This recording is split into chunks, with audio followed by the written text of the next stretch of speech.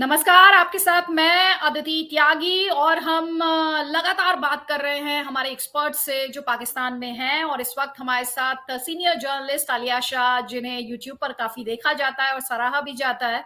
आलिया, सबसे पहले तो आपका बहुत बहुत स्वागत है कि आप इस ब्रॉडकास्ट में मेरे साथ आई हैं। Thank you so much for joining. जी, thank you so much for inviting me. Thanks a lot for your invitation. तो पहले तो हमारे यहाँ आलिया, पाकिस्तान में इतना कुछ चल रहा है और हमारे यहाँ दरअसल ये सास बहू सीरियल्स काफी देखे जाते हैं, हमने ड्रामों में देखा है। लेकिन आपकी राजनीति में भी, पाकिस्तान में भी आजकल मदर इन लॉ की काफी बात की जा रही है। आप बता सकती हैं ये इमरान खान और फौज के बीच टकराव और सियासतदान के बीच ये टकराव, उसमें ये मदर इन लॉ की एंट्री क्यों और कैसे हुई है? जी आदिति, आप इसको इस तरीके से ले सकती हैं कि वैसे सास और बहू के जो सोप सीरियल्स हैं वो यहाँ पर भी बहुत देखे जाते थे। आपका सास भी कभी बहू था बहुत यहाँ पे चला करता था जब पाकिस्तान इंडिया के चैनल्स यहाँ पर आया करते थे।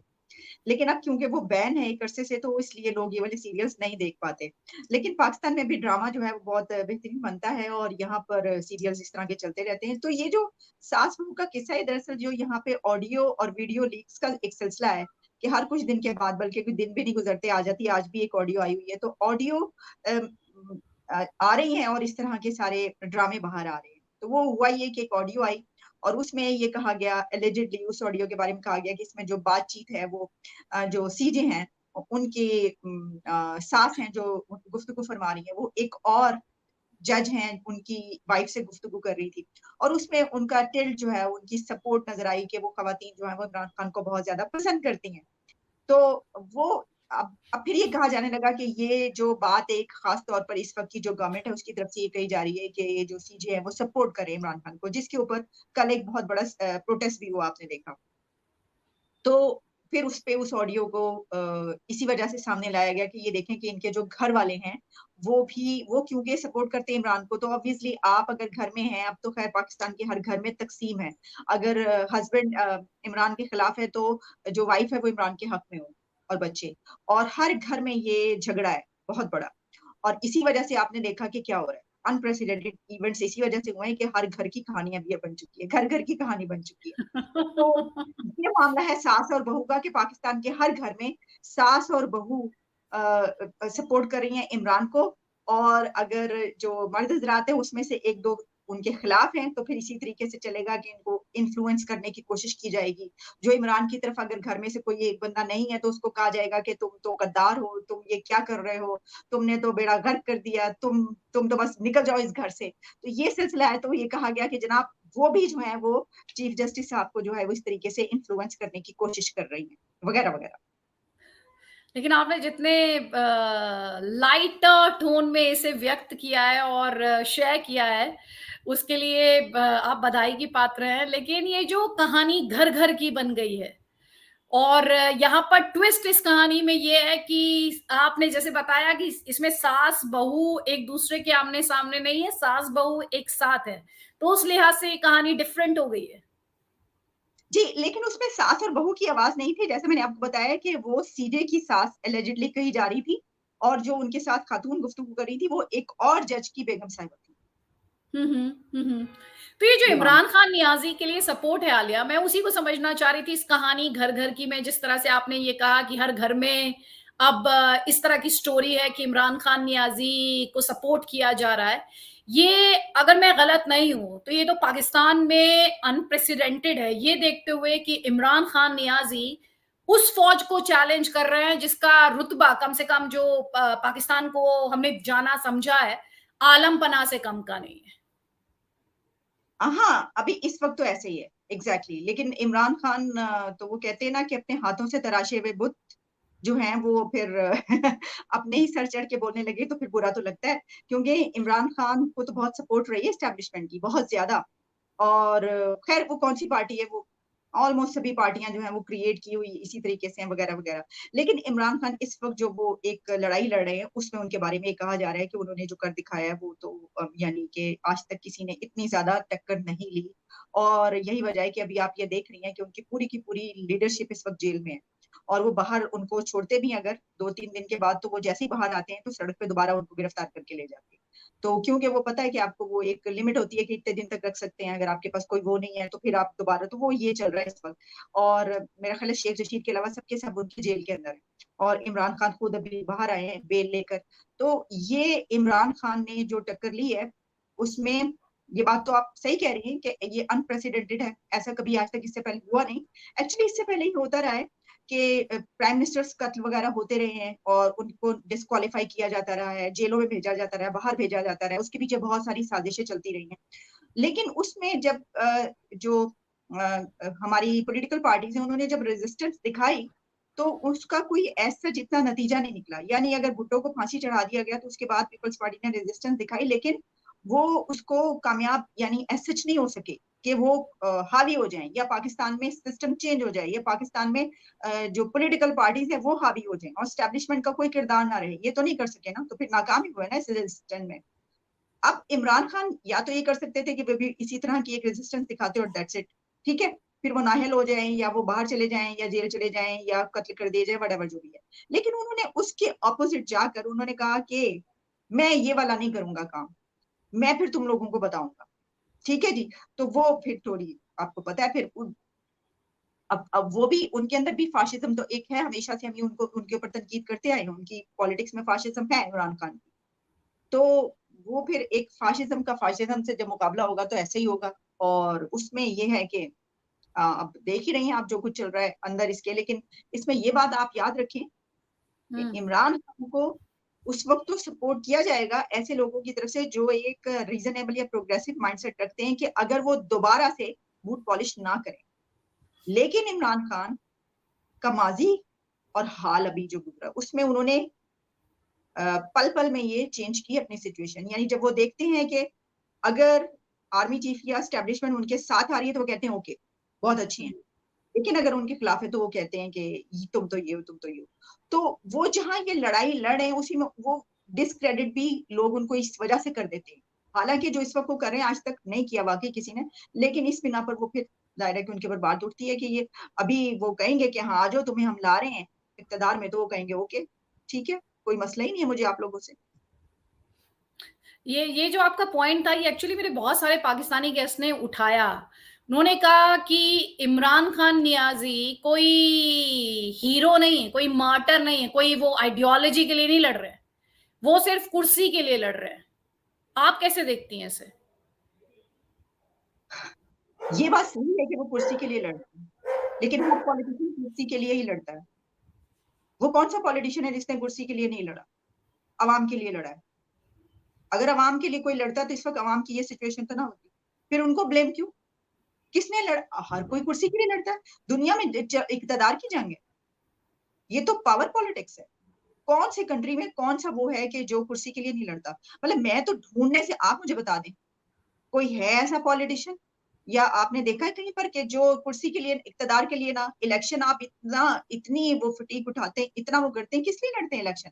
क्या आपके जहन में ये बात होती है? तो फिर तो जिस कंट्री में कोई ऐसा बंदा होगा जो कि सोशलिस्ट है, जो कि हमेशा उसको वो अगर वो है, वो वेनेजुएला मेरा ख्याल है एक है शायद वहां पर, या कोई इसी तरह का कोई कंट्री है कि जहां पर एक ऐसे साहब है जो छोटे से घर में रहते हैं, उनके प्राइम मिनिस्टर और बड़े वो गरीब किस्म के।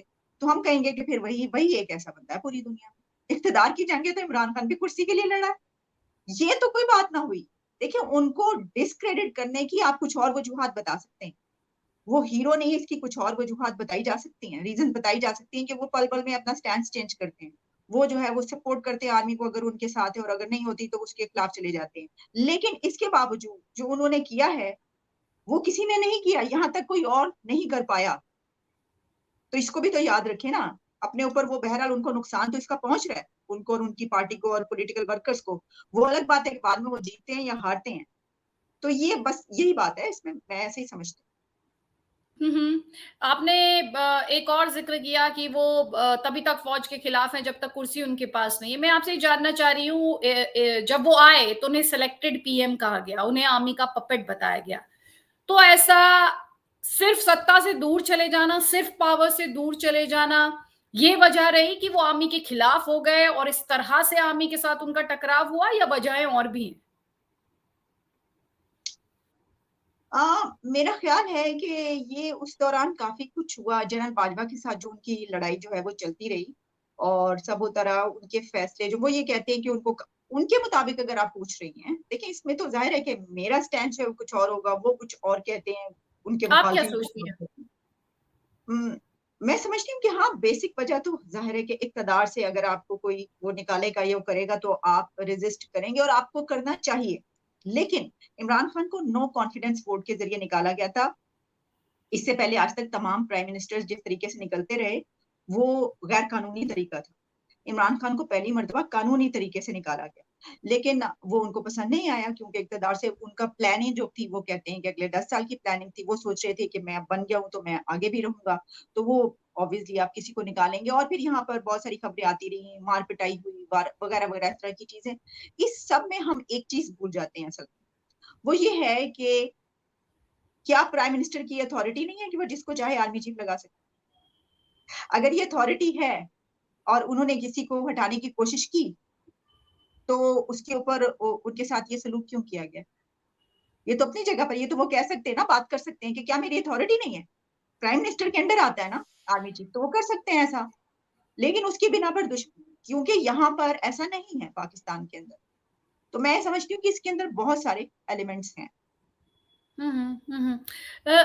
इमरान खान नियाज़ी ये भी कह रहे हैं कि उन्हें जानबूझकर ह्यूमिलिएट किया जा रहा है। उन्होंने रात में ट्वीट्स किए थे, परसों रात में कि उनकी बेगम जो है उन्हें जेल में डालना चाहते हैं। वो बात और है कि उसके बाद सिचुएशन चेंज हो गई उनकी बेगम को लेकर। और इसके अलावा वो कहते हैं कि जो मेरी पार्टी के वर्कर्स हैं, उन्हें टारगेट किया जा रहा है। उन्होंने ये भी कहा कि चादर और चारदीवारी की जो सैंक्टिटी है, उसे कुचला जा रहा है। क्या ये रेटोरिक है या इसमें सच्चाई है?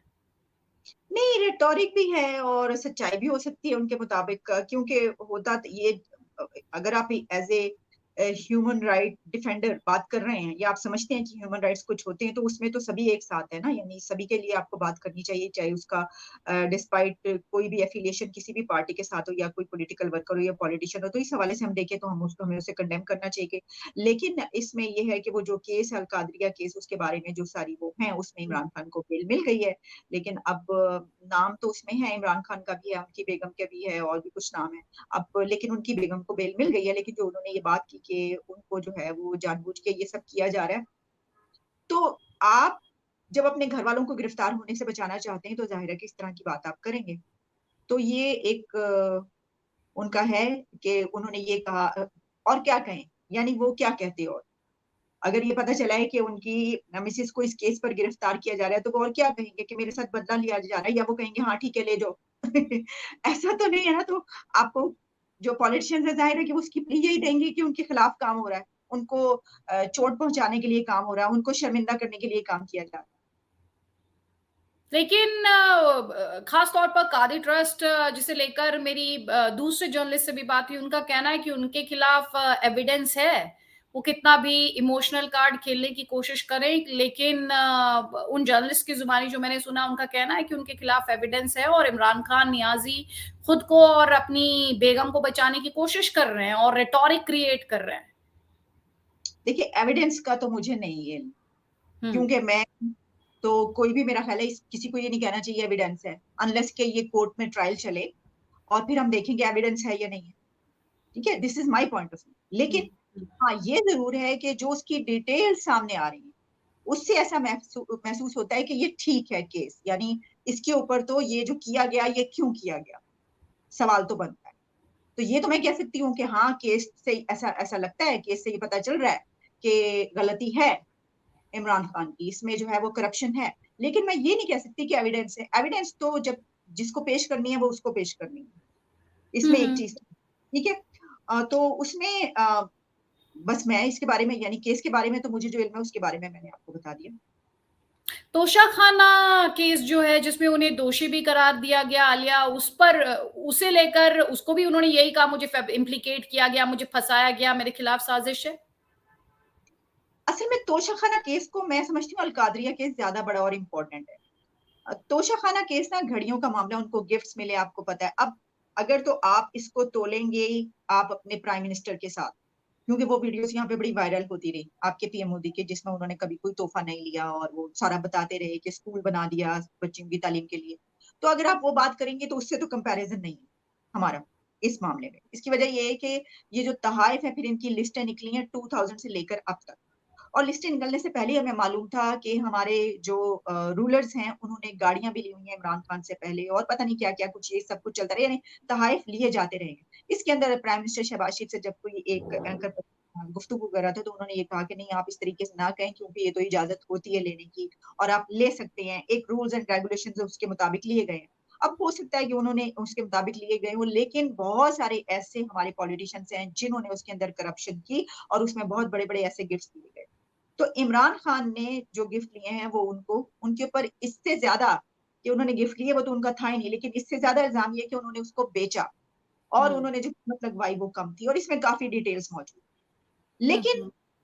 उसमें तो देखिए ना, उनको ये चाहिए कि वो उसकी रकम अमाउंट वगैरह जो है वो जमा करवा दें। मेरे नजदीक वो इतना बड़ा केस नहीं है जितना ये है। ये मलिक रियाज़ को लेकर कि पैसा लौटा दिया, लंदन प्लान, आलिया उसे लेकर आप क्या कहेंगी?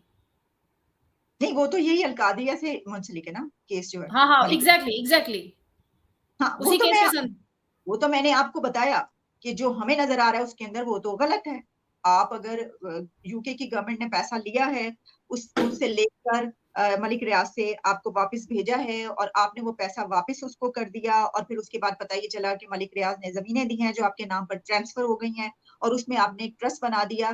तो इसको या तो हम इस तरह ले सकते हैं कि ये भलाई का काम है, रॉबिन हुड हैं आप, और या फिर हमको इस तरह लेना चाहिए और इसी तरह लिया जाएगा कि इसके अंदर घपला है। ये तो आपको फिर क्लैरिफाई करना पड़ेगा अपने आप। आलिया, जब हम मलिक रियाज़ के बारे में इंडिया में जो देख रहे हैं, पढ़ रहे हैं, तो वो उनके बारे में कहा जा रहा है कि वो सेना के बहुत क्लोज़ हैं, वो आईएसआई के बहुत क्लोज़ हैं, वो जो पाकिस्तान में हुक्मरान हैं, उनके भी बहुत क्लोज़ हैं। उस पर आप क्या कहेंगी? वो किससे क्लोज नहीं है। जितने भी पावर कॉरिडोर्स हैं यहाँ पर वो सबसे बहुत ज्यादा लूप में रहते हैं। और वो एक ऐसे बंदे हैं, एक ऐसे शख्स है मलिक रियाज साहब कि जिनके बारे में बात कही जाती है कि इस बंदे को कोई हाथ नहीं लगा सकता। आप देखें ना, बहुत सारी यहाँ पे जो पॉलिटिकल पार्टीज हैं उनके साथ उनके पता चलता है कि इनको इन्होंने ये बना दिया। जैसे कि अब ये तो माना है ना इमरान खान ने कि मलिक रियाज ने ट्रस्ट के लिए उनको जमीनें दी। तो मलिक रियाज तो ऑलरेडी एक ऐसा नाम है कि जिसके बारे में कहा जाता है कि ये लोगों को पैसे देकर अपनी तरफ कर लेते हैं। और ये तो इसी तरीके से इमरान खान पहले तनकीद ये करते रहे कि मलिक रियाज ने अ, आसिफ अली जरदारी के लिए लाहौर में घर बनवाया, बिलावल भुट्टो को जो बिलावल हाउस है लाहौर में, वो उस उन्होंने बना कर दिया। इमरान खान ये तनकीद करते रहे। तो फिर तो इनका ताल्लुक ही नहीं होना चाहिए था मलिक रियाज से। ठीक है, लेकिन पता ये चलता है कि आपने भी जमीनें जो है वो उन्होंने आपको ट्रांसफर की। तो फिर वो कह सकते हैं कि भाई वो वाला जो घर है वो भी असल में एक यतीम खाना है। तो और ये आप बात सही कह रही हैं कि तमाम पावर कॉरिडोर्स कॉरिडोर्स जो सिर्फ पॉलिटिकल नहीं, सबके साथ उनका जो है वो बहुत बहुत गूढ़ी निभती है। अच्छा, थोड़ा-सा ये बताएँ कि इमरान खान नियाज़ी का जो इस समय टसल है, एक सेक्शन ऑफ एक्सपर्ट्स है जो ये कहता है कि इमरान खान नियाज़ी पाकिस्तान में सबसे पावरफुल बनना चाहते हैं। वो एक जो खलीफा का किरदार है, वो एज़्यूम करना चाहते हैं, क्योंकि इमरान खान नियाज़ी एक तरफ पॉलिटिकल लीडर की रोल में भी नज़र आते हैं और यही इमरान खान नियाज़ी रिलीजियस प्रीचर भी बन जाते हैं। उसे लेकर ग्राउंड पर क्या आपने देखा और महसूस किया? आपको लगता है कि उनका जो असली महत्वाकांक्षा है, वो एक खलीफा का रोल अख्तियार करने की है? सबसे पावरफुल तो वो इस वक्त हैं पाकिस्तान में। ये बात तो आप छोड़ दें, सबसे पावरफुल वो हैं। फौज से भी और ज़्यादा? इस वक्त उन्होंने ये करके दिखाया है। देखिए, मैं ये समझती हूँ कि अगर जो बंदा ये समझता है कि एस्टैब्लिशमेंट का कोई रोल नहीं है, तो वो तो फिर कोई कंपैरिजन नहीं है। लेकिन अगर आप दूसरी तरीके से देखें, यहाँ पर जो होता रहा है उसमें आप कुछ कर सकते हैं कंपैरिजन। अदरवाइज जिसके साथ पब्लिक है वो सबसे पावरफुल है, उसको सबसे पावरफुल होना चाहिए। आप नहीं ऐसा समझती? जहां तक खलीफा बनने की बात है तो हम इसके बड़े खिलाफ हैं। इमरान खान का माइंडसेट एक जिहाद की वो बात करते हैं, वो इस्लाम को बड़े हमने का रिलीजन कार्ड यूज करते हैं, बड़ी तनकीद की हमने उनके ऊपर बहुत ज्यादा। और ये भी कही जाती है बात, हो सकता है या नहीं हो सकता, कि वो चाहते हैं कि अगले 10 साल के लिए जो है वो रहें। इस तरह की भी उनकी प्लानिंग थी, ये भी बात कही जाती है। प्रॉब्लम ये है कि अगर ऐसे बंदे के साथ जिसकी आइडियोलॉजी ये हो, जो सेकुलर माइंडसेट का ना हो, जो इस्लामी माइंडसेट का हो, तो क्या पब्लिक अगर तब भी कह रही है कि हम इसके लिए जान देने के लिए तैयार हैं, कुर्बान हैं, तो आप क्या करें? इस तरीके से अगर आप देखेंगे तो आपको तैयब उर्दवान के लिए भी इलेक्शन नहीं करवाने चाहिए थे, क्योंकि तैयब उर्दवान की भी जो माइंडसेट और आइडियोलॉजी है वो इस्लामिस्ट है। वो भी सेकुलरिज्म को पसंद नहीं करते, वो भी प्रेसिडेंशियल सिस्टम के हक में है, लेकिन उनकी आवाम ने उनको वोट दिया, उन्होंने इलेक्शन करवाए। क्या वहां पर अब ये कहना चाहिए दूसरी पॉलिटिकल पार्टीज को या वहां की स्टैब्लिशमेंट को कि क्योंकि, या वहां के तैयब उर्दवान के जो मुखालिफ हैं उनको, कि क्योंकि इसका माइंडसेट ऐसा है तो भाई ये तो नहीं बन सकता, इसको निकालो? ऐसा तो नहीं हो सकता ना। तो इस पे फिर आपको सोचना पड़ेगा। और इमरान खान ने ये करके बता दिया। अगर कोई ये कहता है ना कि नहीं दिस इज नॉट ट्रू, ये नहीं, ये तो बंच ऑफ पीपल है जो उसके साथ है, ये तो वो है, उसने ये करके दिखा दिया है। उसका जो भी माइंडसेट है, हम उसके जितने भी खिलाफ हैं, पब्लिक उसके साथ है। जिसने पाकिस्तान के अंदर और पाकिस्तान से बाहर दुनिया में जो करके दिखाया है, वो इस वक्त पूरी दुनिया देख रही है। और सिर्फ ये मेरे कहने से कोई फर्क नहीं पड़ा, वहां पूरी दुनिया में पब्लिश हो रहा है। हुँ, हुँ, हुँ, अब हुँ। ये कॉम्प्लिकेटेड इशू है, इसको आप जैसे भी डील करना चाहें। हुँ, हुँ, हुँ। पब्लिक इमरान खान के साथ है और इमरान खान फ़ौज के खिलाफ है, तो ये नौबत कैसे आ गई पाकिस्तान में कि पब्लिक फ़ौज के खिलाफ हो गई? ये इमरान खान के, देखिए ये तो आप नहीं कह सकते कि हमेशा से सारी की सारी पब्लिक जो है वो उस तरफ उसका माइंडसेट है। पीपल्स पार्टी बहुत बड़ी एंटी एस्टेब्लिशमेंट पार्टी मानी जाती है। बेनजीर भुट्टो 2 दफा इक्तदार में आ चुकी हैं। और यहाँ पे ये कहा जाता है कि सारे का सारा पाकिस्तान इस्लामिस्ट है, लेकिन अगर सारे का सारा पाकिस्तानी लोग इस्लामिस्ट हो तो वो एक औरत को 2 मरतबा वजीर आजम ना बनाते। अगर सारे के सारे लोग इस्लामिस्ट हों तो यहाँ पर मुल्ला की हुकूमत आज तक नहीं आई। तो ये कैसे हो गया? तो ये जो है ना, ये देखने में कुछ और नजर आता है, लेकिन जब आप वोटिंग के लिए जाते हैं तो आपको पता चलता है कि पाकिस्तान के लोग जो है वो क्या सोच रहे हैं। जो 2 मरतबा एक औरत को बना सकते हैं प्राइम मिनिस्टर, और मुल्ला को नहीं बनाते, वो वोट नहीं देते। बेशक उसके जलसों में वो 2 लाख का जलसा हो, 10 लाख का जलसा हो, वो वोट उसको वो नहीं आता, यानी वो इक्तदार में नहीं आता मुल्ला कभी। हुँ। पॉलिटिकल पार्टीज ही आती है ना, यहाँ पर हुकूमतें बनती हैं। तो इस सिचुएशन में जो है, आपका सवाल क्या था? नहीं, नहीं, मेरा सवाल ये था कि हमेशा ये हाँ, माना जाता अभी रहा कि जो है पाकिस्तान की एग्ज़ैक्टली, आवाम हाँ, फ़ौज के साथ है। याद आ गया, याद आ गया, याद आ गया। तो हुँ, जब जी। देखिए ना, एंटी एस्टेब्लिशमेंट पार्टी को आप 2 मरतबा ला सकते हैं, 3 मरतबा इक़्तिदार में, तो ये आप कैसे कह सकते हैं कि अवाम जो है वो कैसे हो गई? हमेशा से सबकी सारी की सारी अवाम जो है वो उस नैरेटिव पे, ऐसा नहीं है। और हुँ। लेकिन हकीकी मानों में, यानी ये कि इन रियलिटी जिसने ये नैरेटिव लेकर आया है और रियलिटी में करके दिखाया है कि पहले देखिए, अगर खिलाफ भी हैं तो आप लिखते हैं, आप बोलते हैं, ये सब करते हैं। लेकिन उसको फिजिकली और एक्टिवली करके बताना इन रियलिटी कि हम खिलाफ हैं, और अगर हमारी बैंड बजाओगे तो हम भी नहीं छोड़ेंगे, ये इमरान खान ने किया। इस पॉइंट अच्छा, पर इमरान खान ने, चलिए जी। मैं अपना सवाल को अलग तरह से फ्रेम करती हूँ, तब आप मेरे सवाल का जवाब दें। क्या पाकिस्तान की फ़ौज मैं तो बोली इतनी नहीं, डिटेल नहीं, नहीं, में। मैं पाकिस्तानी फ़ौज का स्टेटस आपसे समझना चाह रही हूँ। क्या पाकिस्तानी फ़ौज पहले के मुकाबले वीकन हुई है? मैं वीकन से मतलब है पब्लिक की परसेप्शन में, या पाकिस्तान में जो एक एस्टैब्लिशमेंट का उसका बड़ा रोल रहा है, क्या वो इमरान खान नियाज़ी की डोमिनेंस के साथ कमज़ोर हो रहा है, फीका हो रहा है? ये पूछ रही हूँ मैं आपसे। आपको क्या नजर आ रहा है? मेरा सवाल है आपसे, आपको क्या नजर आ रहा है बाहर बैठ के? वीकन हुई है, कम हुआ है उसका किरदार और तो उसका फिर आप कद भी। मुझसे फिर आप मुझसे क्या पूछ रहे हैं? क्योंकि मैं आपका एक्सपर्ट ओपिनियन इस पर चाह रही हूँ, मैंने क्योंकि आपको बाहर बता से दिया देखने पर अक्सर जो मैंने दिखता आपको है, बता हो दिया सकता है वो रियलिटी ना हो।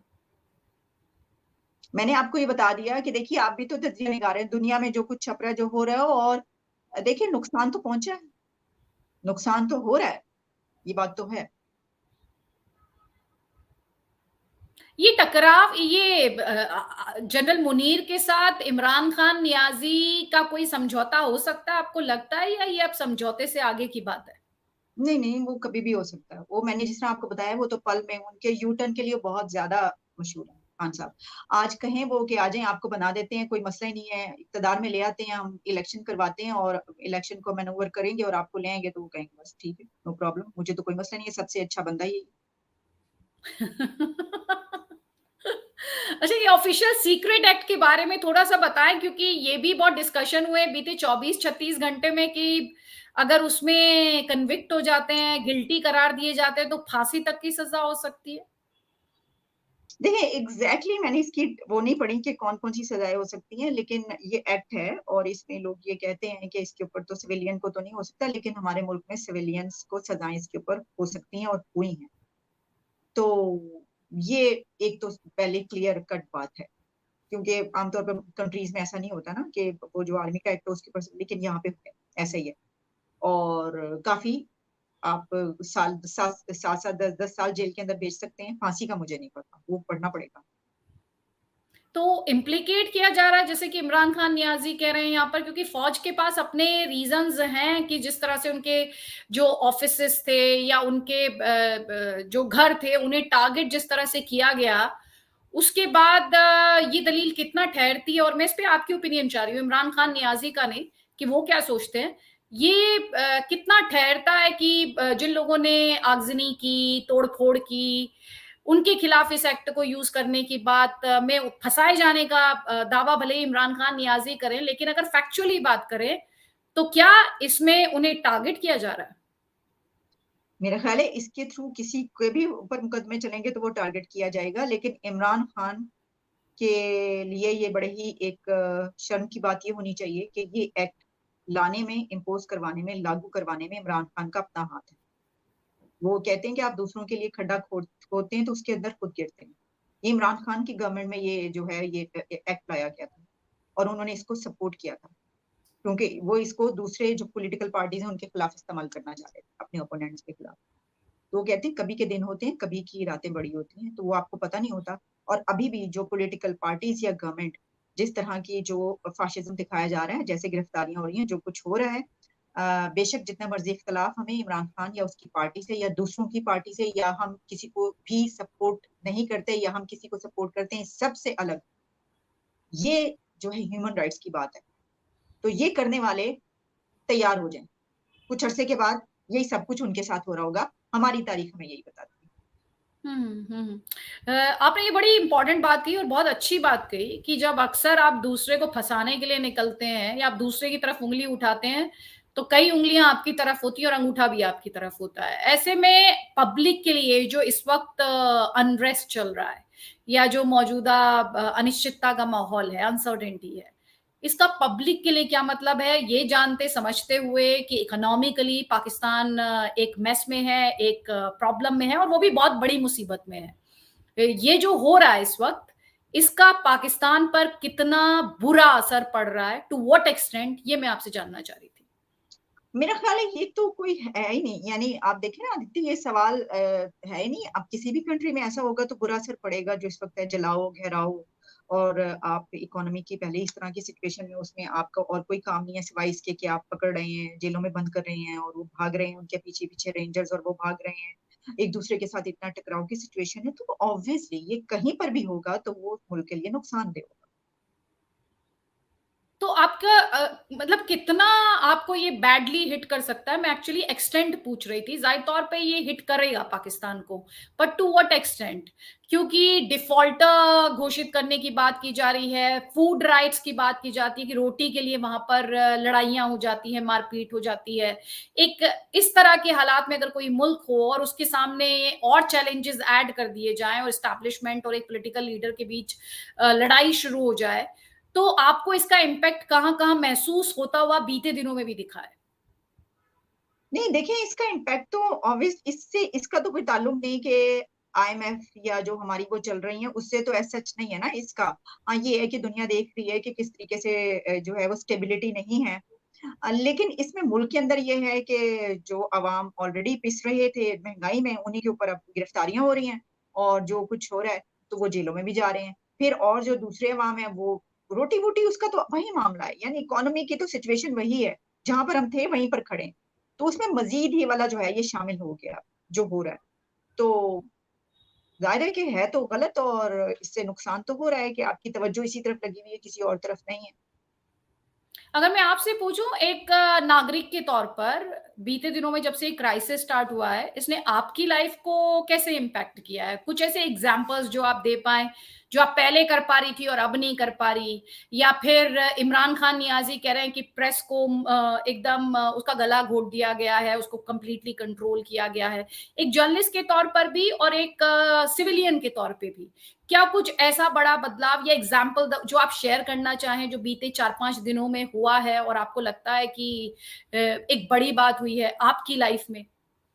हाँ, हमें बार-बार वीपीएन ओपन करना पड़ता है, सोशल मीडिया पे आने के लिए, अपनी वीडियोज़ अपलोड करने के लिए, ट्विटर पे जाके लिखने के लिए, इंस्टाग्राम पे जाकर जाने के लिए, हमें वीपीएन यूज़ करना पड़ा और वीपीएन जो है वो क्योंकि सोशल मीडिया वगैरह यहाँ पर बंद है, ख़ास तौर पर कुछ सोशल मीडिया जो है वो यहाँ पे बंद है, यूट्यूब समेत, तो उसके लिए ऑब्वियसली आपको फिर वीपीएन यूज़ करना पड़ता है। एक तो ये बड़ी है और लाहौर में भी बहुत बड़ी यहाँ पे हुए हैं ये सारी जो प्रोटेस्ट है, हंगामे, तो उसकी बिना पर आप बाहर जब निकलते हैं तो ज़ाहिर है आपको देख के निकलना पड़ता है कि आपने किस एरिया में नहीं जाना, किस एरिया में जाना है। ये सब चल रहा है और बाकी ये कि हमें एक और बड़ी ये है कि हर थोड़ी देर के बाद एक नई खबर आती है और उसको हमने आप तक पहुँचाना होता है, तो उसमें भी हमारी एक दौड़ें लगी हुई हैं उनके साथ-साथ। अच्छा, ये इमरान रियाज का कुछ पता चला है क्या आलिया? अब वहीं पर बैठी हुई है, उनको लेके बहुत स्पेक्युलेशन है, क्या आपके पास कोई जी, वो इन्फॉर्मेशन है? रिकवर हुआ। ही इज़ रिकवर्ड या मैंने देखा था अच्छा, मीडिया पे लिखा जा रहा था ही इज़ रिकवर्ड। ठीक। तो चलिए, थैंक यू सो मच, आपने इतना टाइम हमें दिया। I really appreciate your time and your comments and stay safe. और अब मुलाकातें होती रहेंगी। एक सिलसिले की शुरुआत हुई है इस उम्मीद के साथ। Thank you so much. Thank you so much Aditya ji, thanks a lot. Thank you.